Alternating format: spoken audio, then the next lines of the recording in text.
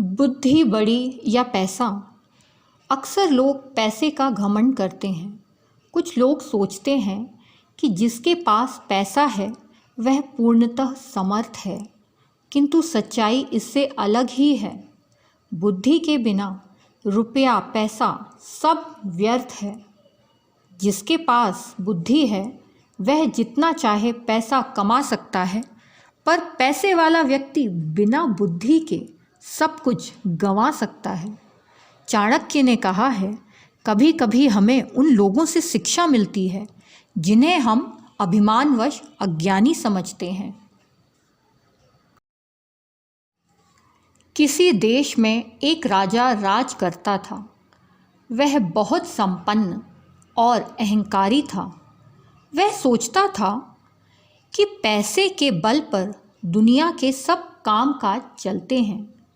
वह सबसे यही कहता था कि इस संसार में धर्म कर्म, स्त्री पुत्र, मित्र सखा सब पैसा ही है। राजा सिर से पैर तक पैसे के मद में डूबा था, परंतु उसकी रानी बड़ी बुद्धिमती थी। वह पैसे को तुच्छ और बुद्धि को श्रेष्ठ समझती थी। उसका कहना था कि दुनिया पैसे के बूते उतनी नहीं चलती जितनी बुद्धि के बूते पर। एक दिन राजा ने पूछा, रानी सच कहो, दुनिया में बुद्धि बड़ी है या पैसा? वह बोली, महाराज, यदि आप सच पूछते हैं तो मैं बुद्धि को बड़ा समझती हूँ। बुद्धि से ही पैसा आता है। बुद्धि ना हो तो सब खजाने यूं ही लुट जाते हैं, राजपाट चौपट हो जाते हैं। पैसे की इस प्रकार निंदा सुनकर राजा को बहुत गुस्सा आया। वह बोला, रानी, तुम्हें अपनी बुद्धि का बड़ा घमंड है। मैं देखना चाहता हूँ कि तुम बिना पैसे के बुद्धि के सहारे कैसे काम चलाती हो। ऐसा कहकर उसने रानी को नगर के बाहर एक मकान में रख दिया। सेवा के लिए 2-4 नौकर भेज दिए। खर्च के लिए ना तो एक पैसा दिया और ना किसी तरह का कोई सामान। रानी के शरीर पर जो जेवर थे वे भी उतरवा लिए। रानी मन ही मन कहने लगी, मैं एक दिन राजा को दिखा दूंगी कि संसार में बुद्धि भी कोई चीज़ है, पैसा ही सब कुछ नहीं है। नए मकान में पहुंचकर रानी ने नौकर द्वारा 2 ईंटें मंगवाईं और उन्हें सफ़ेद कपड़े में लपेटकर ऊपर से अपने नाम की मुहर लगा दी। फिर नौकर को बुलाकर कहा, तुम मेरी इस धरोहर को धन्नू सेठ के घर ले जाओ। कहना कि रानी ने यह धरोहर भेजी है और 10,000 रुपये मंगाए हैं। कुछ दिन में तुम्हारे रुपए सूद के साथ लौटा दिए जाएंगे और धरोहर वापस ले ली जाएगी। नौकर सेठ के यहाँ पहुँचा। धरोहर पर रानी की मोहर देखकर सेठ समझा कि इसमें कोई कीमती जेवर होंगे। उसने 10,000 रुपये चुपचाप दे दिए। रुपए लेकर नौकर रानी के पास आया। रानी ने इन रुपयों से व्यापार शुरू किया। रानी स्वयं व्यापार की देखरेख करने लगी। थोड़े ही दिनों में उसने इतना धन कमा लिया कि सेठ के रुपए चुक गए और काफ़ी रुपये बच गए।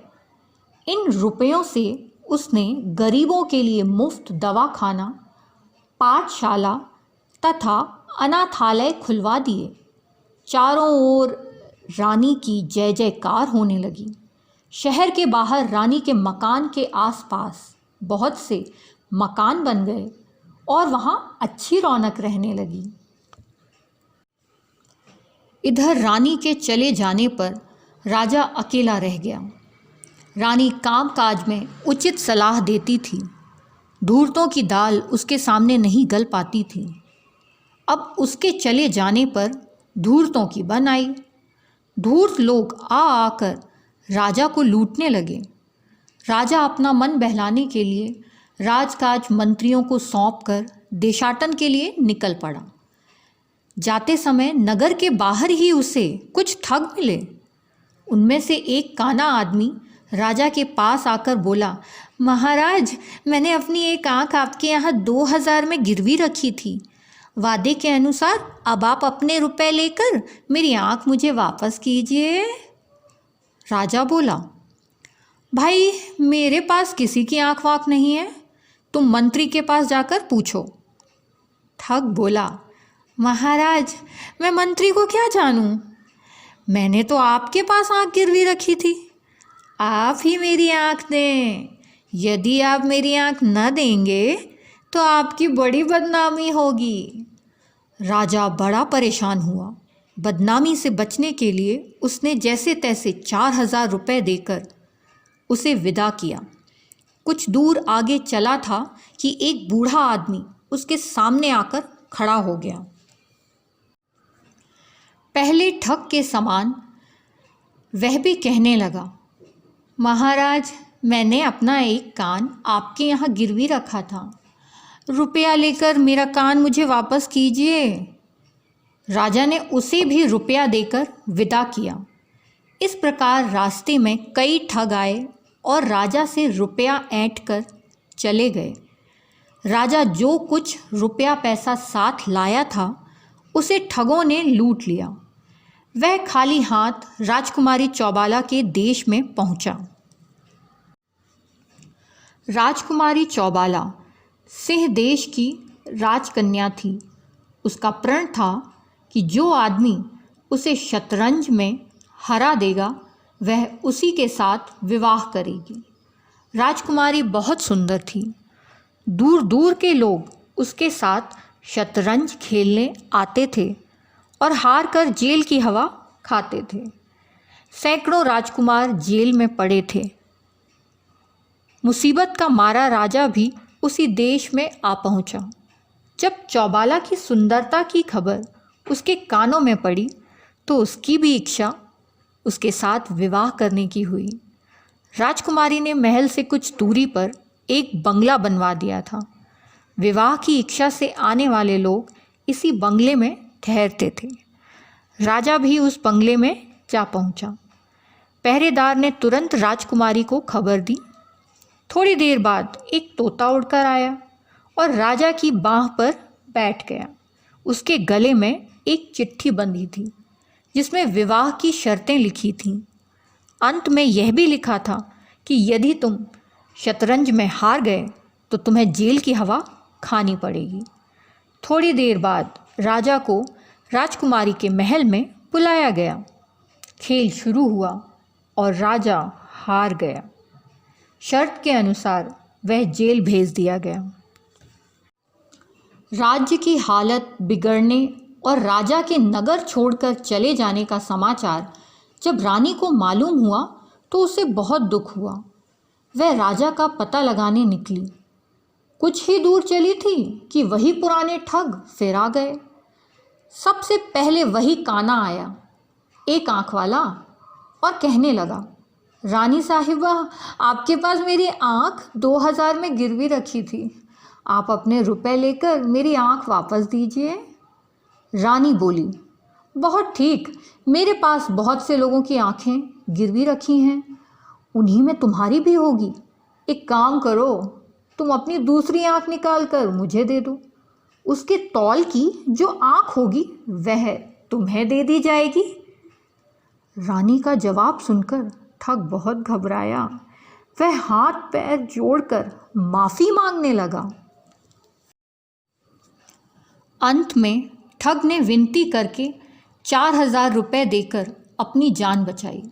यही हाल कान वाले ठग का, एक कान वाले ठग का हुआ।